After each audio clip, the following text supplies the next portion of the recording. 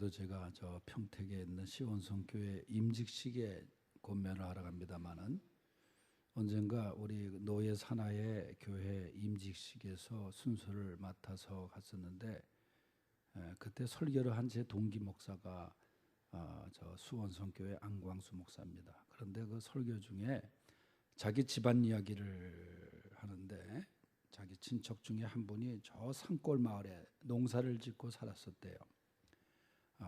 오래전부터 그 6.25 전쟁 전서부터니까 굉장히 오래고 또 얼마나 그 오지였겠습니까. 그런데 전쟁이 났는지도 모르고 살았을 정도라 그래요. 그 산속 깊숙한 마을에서. 그런데 어느 날 그 집으로 서울에서 피난을 내려온 피난민 가족이 도착을 해서 좀 도움을 요청을 하더래요. 그래서 그곳에 넉넉지 못한 그 삶이지만은 불쌍한 마음에 정성스럽게 그곳에 유할 수 있도록 같이 지냈다 그래요. 전쟁이 끝나고 이제 헤어지게 됐는데 그러고 나서 세월이 좀 지난 가운데 어느 날 자가용을 타고 그 한 신사가 찾아 내려왔는데 바로 그때 그 피난 시절에 그 집에서 묵었던 그 사람이었던 거예요. 이 사람이 서울에서 사업에 큰 성공을 이루고 그러다가 이제 자신이 피난 시절에 신세를 졌던 그 집에 찾아가서 인사를 하러 간 거죠. 그래서 사례를 하고 또 그 자녀들까지 장학금을 줘가지고 서울서 공부를 시키고 그래서 그분의 도움을 받아서 자녀들까지 공부를 잘하고 직장 생활을 잘하고 있다는 그 이야기를 설교 예화로 들었더라고요. 어려운 사람을 이렇게 잘 대접하고 보살피니까 나중에 뭐 그걸 위해서 대접한 것은 아니지만은 그런 축복을 누리게 되었다. 아브라함도 나그네를 대접한 것이 부지 중에 천사를 대접하게 되어서 하나님께 축복을 받았다는 말씀이 있습니다. 오늘 우리가 읽은 본문 말씀에도 보면은 두 사람의 아름다운 인간관계가 나옵니다. 바로 그 사람은 다윗 임금과 바르실레라는 노인의 이야기입니다. 이 두 사람의 이야기가 이렇게 시작이 됩니다. 우리가 잘 아는 대로 다윗이 왕이 되어가지고 통치를 하는 중에 그 아들 중에 아주 못된 압살롬이라는 아들이 반란을 일으킵니다.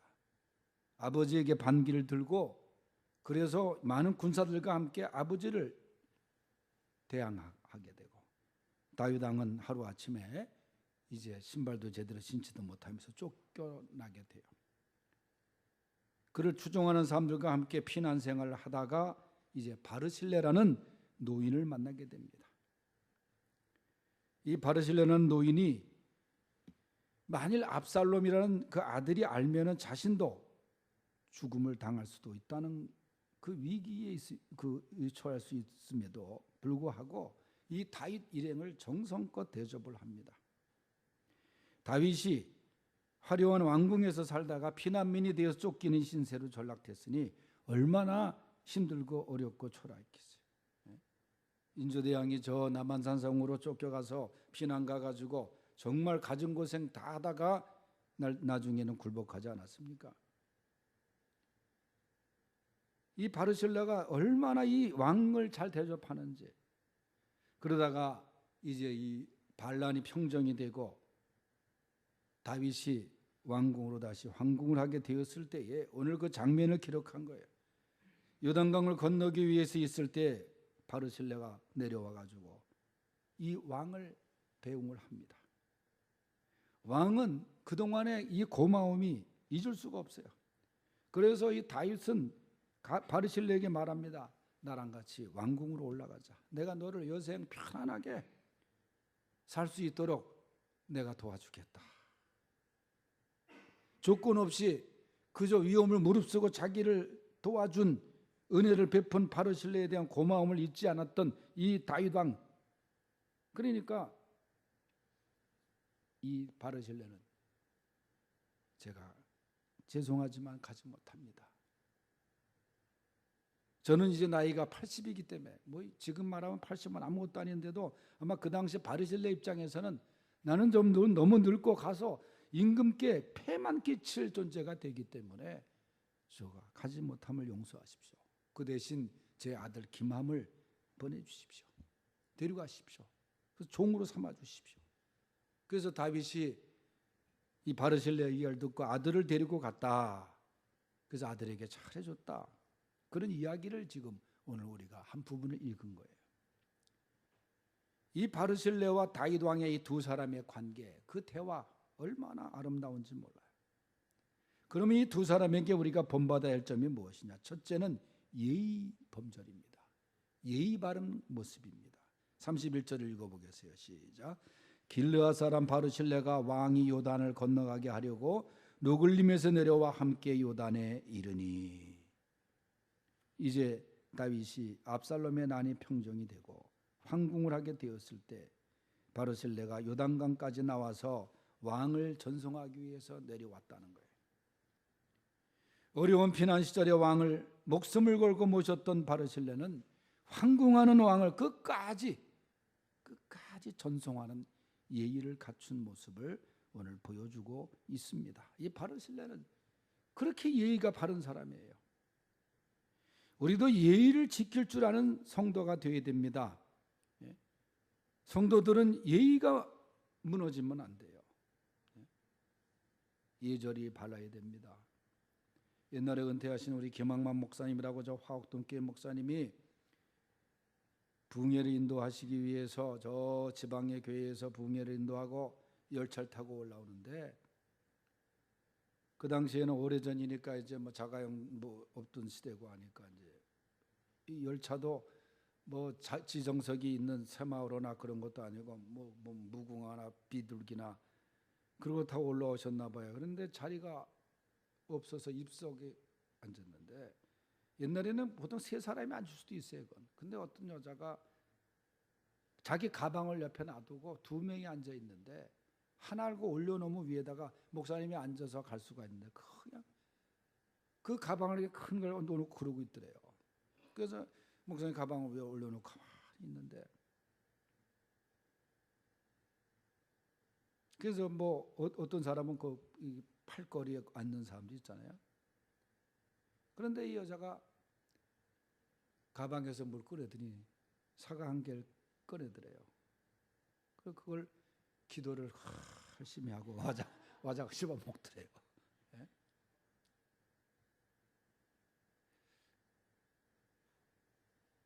여러분, 물론 한 사람이 또 앉으면 불편할 수도 있지만 여유가, 가방을 올려놓은 공간이 있으면 그거 앉을 수도 있는 거 아니에요. 그냥 사과를 그냥 먹든가, 기도는 또 왜 먹는지. 옛날에 버스를 타면은 말이죠, 자리를 양보하는 젊은이들이 많았어요. 학생들이. 또 책가방을 들고 타면은 그 책가방을 자기 책가방 그 위에다 또 올려놓고 받아줬어요. 그게 불과 몇 년 전의 모습이었어요. 지금은 다 자요. 다 들여다보고 앉아 있고 말이죠. 얼마나 무례한 일들이 많이 벌어지는지 몰라요. 어른을 공경하고 예의를 갖추는 것이 하나님이 원하시는 일입니다. 무례한 행동을 하는 사람들은 사실 자신들도 똑같이 당할 수 있는 거예요.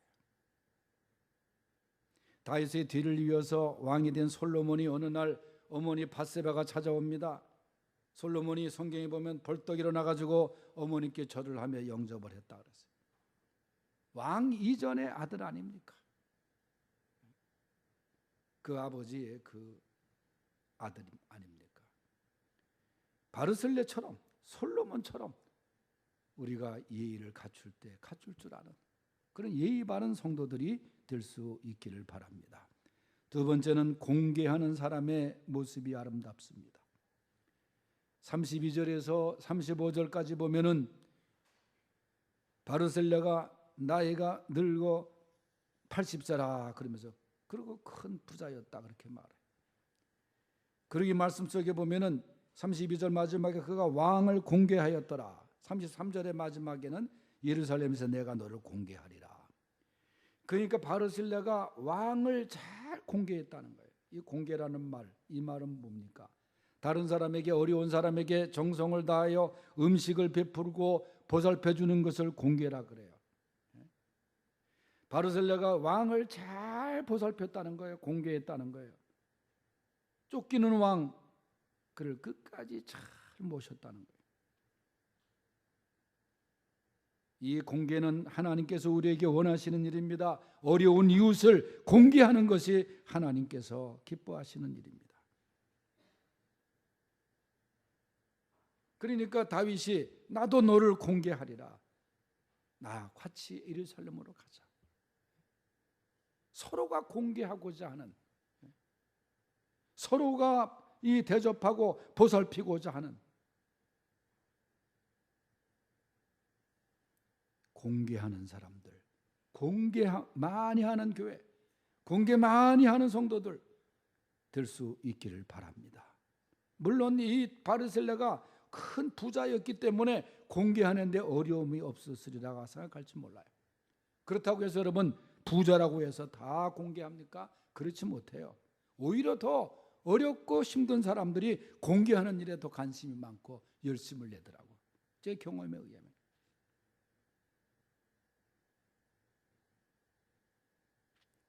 하나님께서 바르셀레의 공개하는 마음이, 공개하는 그 행동이 너무나 귀하고, 그러니까 하나님께서 그를 큰 부자로 만드신 거예요. 하나님이 해주시니까 큰 부자가 된 거예요.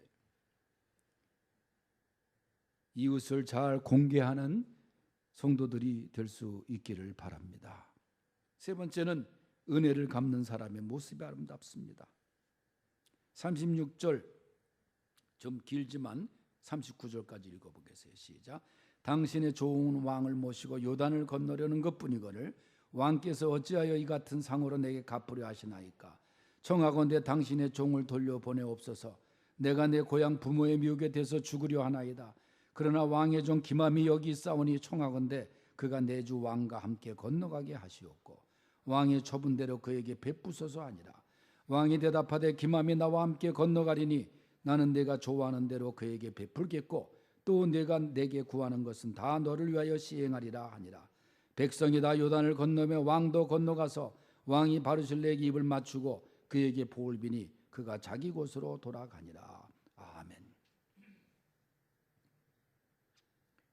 다윗이 제안한 것을 저는 그렇게 갚아주시려고 하는 거 잊을 수가 없습니다. 감사합니다. 그러나 청하건대 저를 돌려보내 주옵시고, 그리고 하는 얘기가 내 고향 부모의 묘 곁에서 죽으려 하나이다, 그런 얘기예요.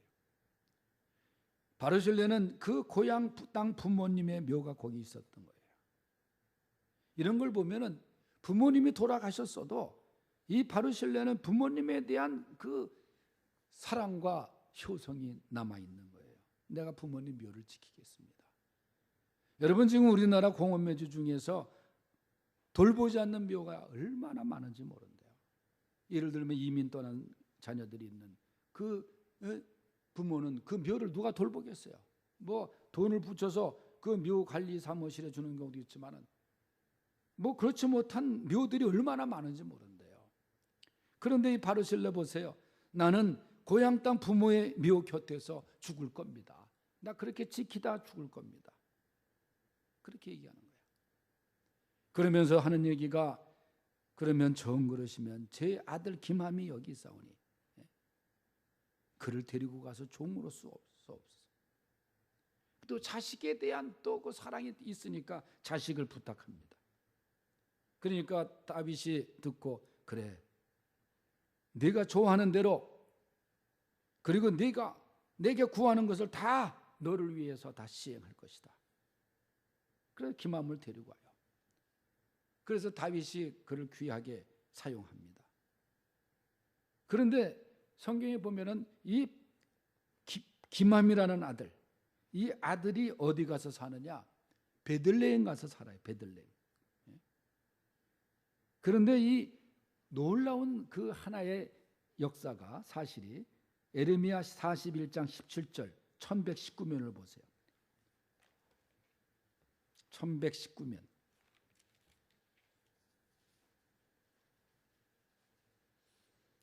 예레미야 41장 17절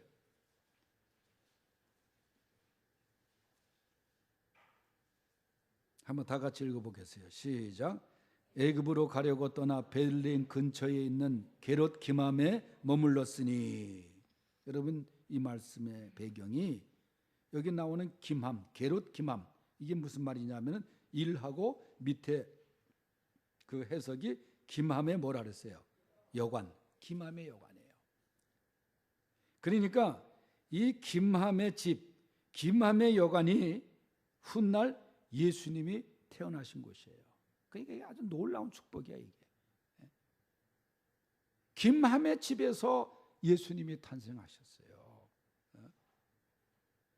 어려운 이웃을 공개하는 사람, 은혜를 잊지 않고 갚는 사람, 이 아름다운 다윗과 바르실레, 바로 여러분들, 또 여러분들의 자녀들이 김함과 같은 은혜가 축복이 있기를 축원합니다.